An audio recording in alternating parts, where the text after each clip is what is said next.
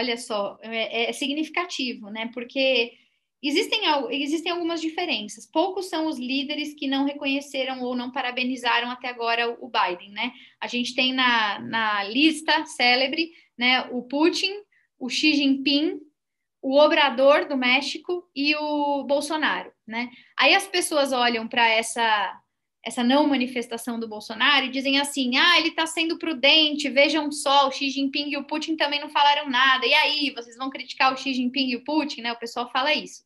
Mas eu vejo que tem enormes diferenças entre um e outro, né?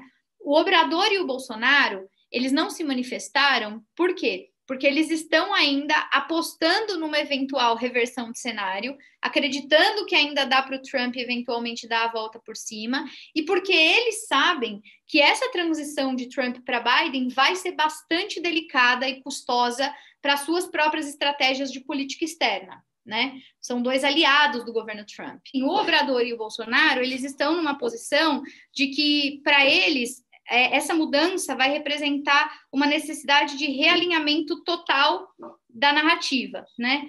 No caso do Putin e do Xi Jinping, é uma questão de muita sensibilidade para lidar com essa transição, porque, afinal de contas, eles são dois dos países que mais estão, né, ali, digamos, na onda, no horizonte de visão dos americanos, é com quem os americanos têm relação sensível e delicada, e a gente não pode esquecer que, embora o Biden tenha sido eleito, o Trump é presidente até dia 20 de janeiro, né? Então, assim, a gente tem um governo que se aliou aos Estados Unidos de tal modo dos últimos anos que a gente chama de um alinhamento automático.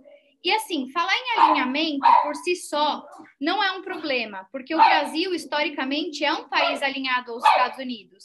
Nós já tivemos, em vários momentos da nossa história, essas aproximações. Elas mudam em tom, elas mudam em formato, em termos de objetivos, mas, assim, o alinhamento sempre existiu. A questão é que, sob o governo Bolsonaro, ganhou um contorno quase umbilical.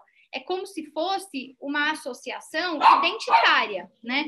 Vocês sabem que o nosso chanceler, o Ernesto Araújo, ele publicou lá no começo do governo um texto chamado Trump e o Ocidente. Depois, se vocês não leram, recomendo que vocês leiam, né? E nesse texto ele faz uma defesa apaixonada do que o Trump representa. O Trump é descrito como baluarte dos valores do Ocidente que precisam ser defendidos, valores religiosos e uma série de outras coisas. Então, quando você constitui um governo, uma equipe e uma narrativa que pressupõe a continuidade de um governo, você assume certos riscos que são típicos de contextos democráticos. É por isso que a gente, quando critica, costuma dizer assim: o governo brasileiro não se associou aos Estados Unidos, o governo brasileiro se associou ao trumpismo. E o trumpismo corre o risco, como está acontecendo agora, de deixar de ser a voz que fala pelos Estados Unidos. O trumpismo é um governo, e governos vão e vêm. Por isso que as políticas de relações internacionais têm que ser pensadas em termos de estados e não de governos, né? Porque os estados, eles são perenes, mas os governos se alteram, né? Então, essa falta de manifestação aqui do nosso governo já inclui um pouco mais de tempero nesse caldo para relações que podem, no futuro, ser relações bastante difíceis. Eu vejo que, se o Biden for mesmo o presidente americano, como tudo indica, primeira coisa que vai ter que acontecer é uma reforma ministerial no Brasil. Não tem condição de continuar o Ernesto Araújo, o Salles, né, nessas pautas, nessas agendas, porque, de fato, eles vão diametralmente confrontar o que é a narrativa Biden e o que vai ser implementado daqui para frente. E aí não é só uma questão de associação ideológica do tipo, tem que mudar esses caras porque agora todo mundo tem que pensar igual o Biden. Não é isso. É uma questão pragmática, uma questão, inclusive, de interesses econômicos. O Biden é um cara que pensa muito, e isso é muito parecido com outros democratas, em agenda comercial que é lastreada por princípios de meio ambiente, cláusulas sociais, trabalhistas e tal. Então, quando a gente fala vamos proteger a Amazônia, não é só uma questão ecológica e de comprometimento com as futuras gerações. Óbvio que também é isso, mas assim, é uma questão de como a gente se torna competitivo dentro de um sistema comercial que é extremamente hostil, porque na prática o que vai começar a acontecer são sanções. Ah, você queima a Amazônia para plantar grão? Ah, então não vou comprar mais seu grão. Ah, você está destruindo o meio ambiente para fazer pastagem de gado? Seu gado não é bom para mim. E aí o Brasil vai começar a ficar isolado.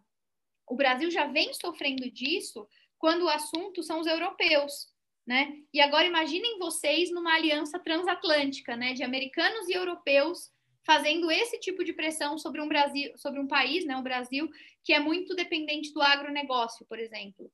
Então, existem muitos dedos que precisam ser levados em consideração nessa transição. Dá para dizer que, então, nossa, com a eleição do Biden nos Estados Unidos e do Bolsonaro no Brasil, acabou a relação bilateral, agora vai ser inimigo? Não, não vai. Tem um monte de interesses pró-business que sempre vão puxar a agenda para um equilíbrio, tem um monte de linhas de continuidade que vão, né, que vão seguir existindo, independente de qualquer coisa.